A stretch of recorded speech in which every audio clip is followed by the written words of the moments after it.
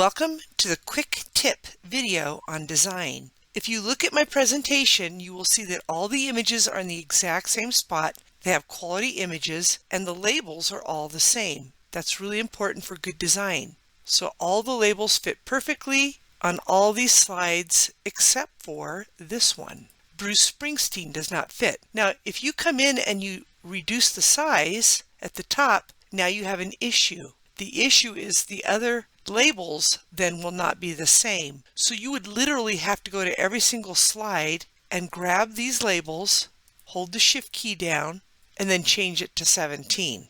Well, if you don't want to do that, I'm going to go back here and set it to 18 because that's what it was. I will just go ahead and remove Bruce's first name and just leave it as Springsteen. That should be good enough.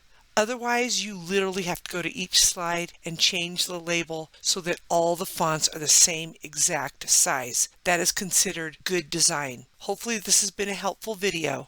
Until next time, you have a wonderful day.